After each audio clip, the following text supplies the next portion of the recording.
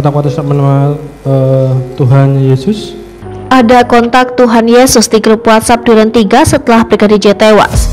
Ahli digital forensik mengungkapkan ada 16 kontak dalam grup WhatsApp Duren 3 berisi seluruh terdakwa pembunuhan berencana Brigadir Nofriansyah Yosua Huta Barat.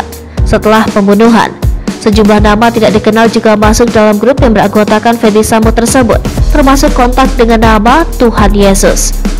Ahli digital forensik Puslap 4 Polri Adi Setia mengatakan 16 kontak dalam grup tersebut antara lain Richard Eliezer, Ricky Wibowo, Damson Kobal, Security Ferdy Sambo, Daden Ajudan Ferdy Sambo, Ijen Ferdy Sambo, Putri Chandrawati, Wiryanto Asisten Rumah Tangga, Om Kuat Ma'ruf, SMD Tuhan Yesus, Alfonsius Dua Lurang atau Security, Sadam Ajudan Ferdy Sambo, Gusi Sejati, Prayogi Iktara, AR19 dan WTK 46.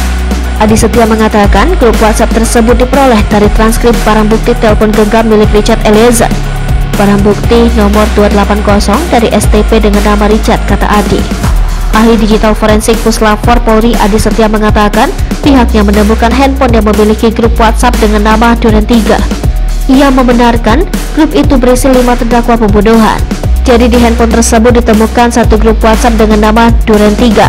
Di dalamnya ada beberapa kontak di grup tersebut, diantaranya ada kontak WhatsApp atas nama Ijen Ferdy Sambo, kemudian ada kontak WhatsApp bernama Putri Chandrawati dan seterusnya, kata Adi Setia saat menjadi saksi dalam sidang pembunuhan Brigadir Yosua. Di dalam grup ada terdakwa 5 orang ini, tanya jaksa. Iya, jawab Adi. Namun ia mengatakan sudah tidak ada percakapan dalam grup tersebut. Menurut Adi, grup WhatsApp itu dibuat pada 11 Juli 2022 oleh akun WhatsApp atas nama Ricky Wibowo.